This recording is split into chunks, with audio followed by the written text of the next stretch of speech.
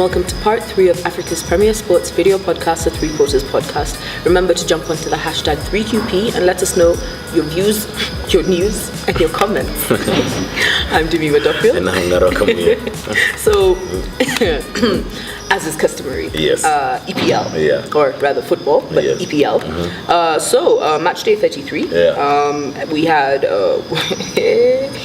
Man United with their red card being beaten by the Wolves 2-1. Mm-hmm. Then we had Man City beat Cardiff City 2-0. Mm-hmm. Southampton losing to Liverpool 3-1, and Everton beating Arsenal 1-0.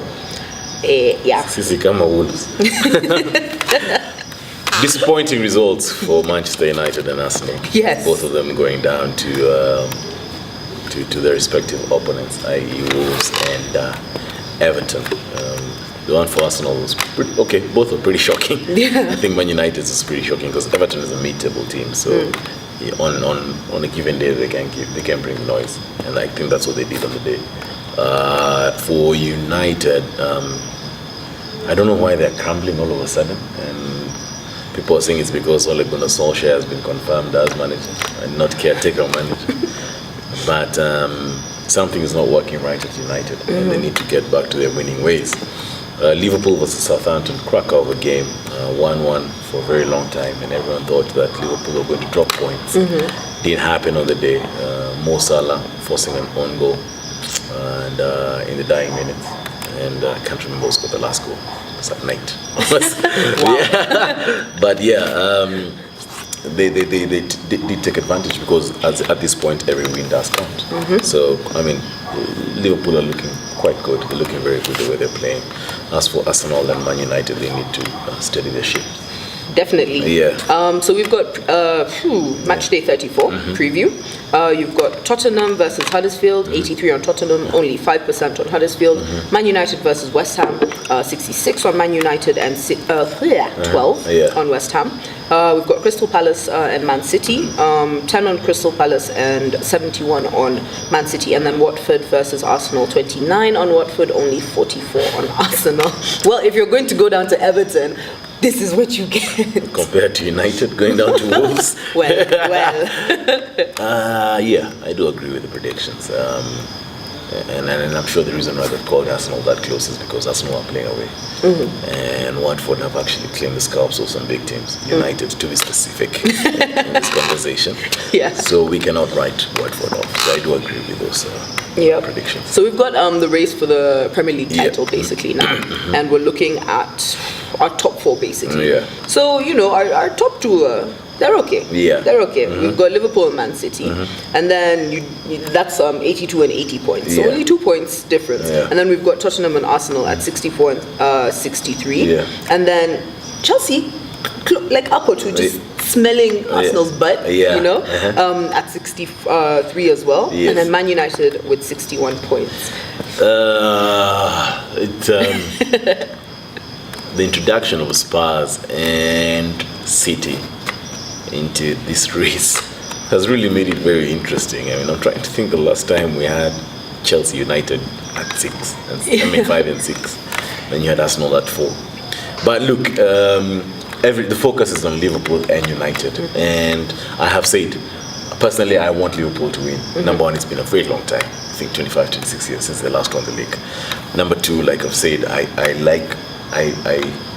in sports, I like people who, coaches, number one, who have a philosophy, and number two, people who have actually built something. Yep.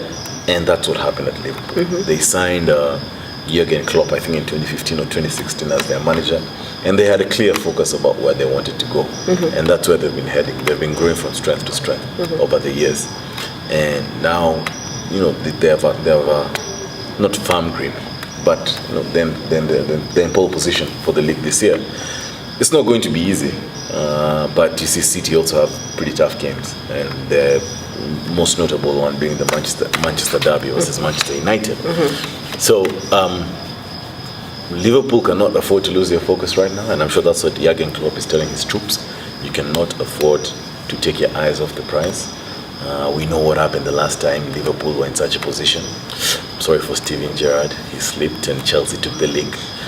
But I have a good feeling about this particular time. I get the feeling that Liverpool will be able to hold their own and deliver the Premier League for this Merseyside team. Well, yeah. Let's hope so. Let's hope so. Yeah. I personally am actually rooting for Liverpool. Yeah. So let's see how it goes. Okay. I mean, of course, I asked a few people, and there's first two are generally the same. Yes. The next two is where things just kind of I mean, it's seesaw. It's seesaw. Yeah. Tottenham look to be pretty solid. It's between Arsenal, Chelsea, and United. There's a lot of seesaw movement there, and most unfortunate thing is those three clubs have the noisiest fans in Kenya. So that's why you'll always see some action about the three clubs. Yeah. And you would think it's for the Premier League title, but actually no. for number 4, 5, and 6. Yeah. Yep. So we move on to our bonus segment, where we talk about the Sports Tribunal. So it's basically, did you know of its, did people know of its existence? Yeah. And we're looking at its constitution and role that it plays, in sports in Kenya. Yeah. These are the parts of sports that now people don't know, at all. And unfortunately, they're the parts that really matter. Yeah. Anyway, I'll get into that. Yeah. Yeah. So it was established under the Sports Act in 2013, basically to decide on sports-related issues and disputes, and if you have the Kenya Rugby Union and they agree that yes, this matter can be pushed forward to the Sports Tribunal, then it's decided there, and basically sports-related things. So like you said, it's a creation of the Sports Act, Section 55, actually, I think, of the Sports Act of 2013 creates the Sports Dispute Tribunal. The members are appointed by the Judicial Service Commission in conjunction with the national sports organizations. So it sits between 5 to 9 members, 4 of them being lawyers or advocates. Makes sense. It makes sense, yeah. The chairperson has to be somebody who qualifies to be a judge of the High Court. It's basically 10 years in practice or thereabouts. So the current chairman is John Morris Ohaga.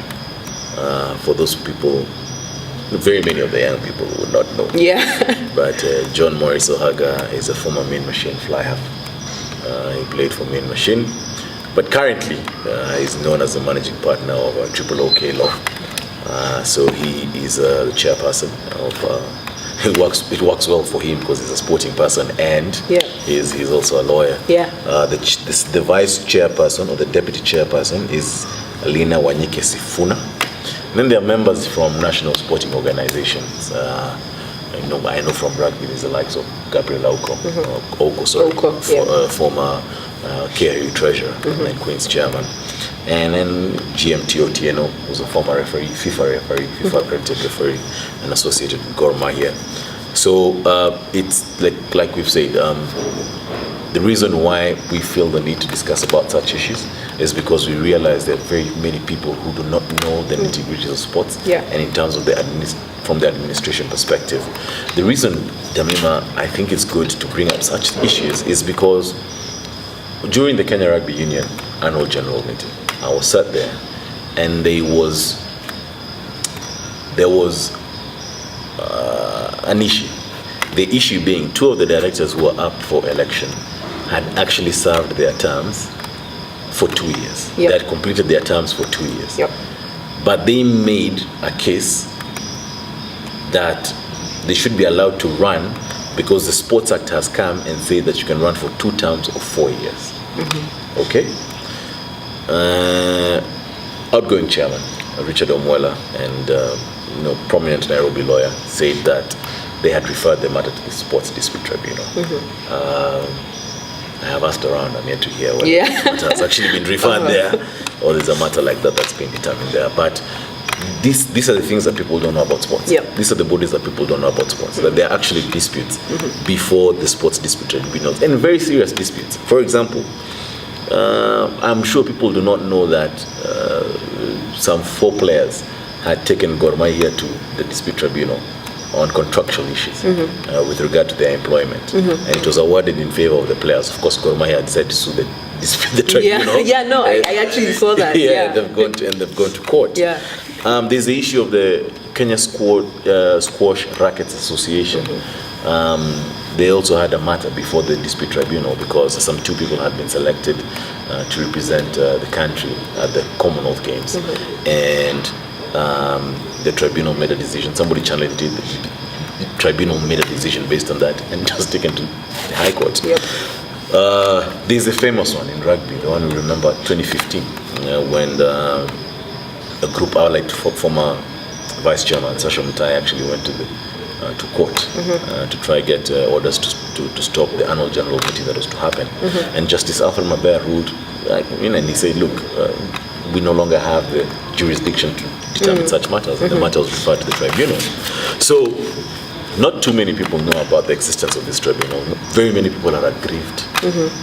And they don't know where to go. And they don't know where to go. Yeah. There's a sports tribunal or a sports dispute tribunal. And you can go present yourself there. You can go present your case there. And they sit every Tuesday at 2:30 p.m. So your matters can be determined expeditiously. And the problem is that when people seek justice in the sporting world, we appear before people who are not really conversant with sporting issues. Yeah. So it's a progressive thing to see that you have a tribunal constituted heavily or fully of sport people, and they can be able to determine, and they know the intricacies of the sporting world, and therefore can be able to determine the matters accordingly. Yeah. Yep. Also, I'm just giving Nara a bit of work. If you've got any issues, come to us, E.P.L, resident lawyer. Yeah. But guys, remember, you can find us on social media. That is by following us on Instagram, liking our page on Facebook, and subscribing to our YouTube channel. I'm Jimmy Duffield. And I'm Nara Kamuya. Resident lawyer. Resident lawyer.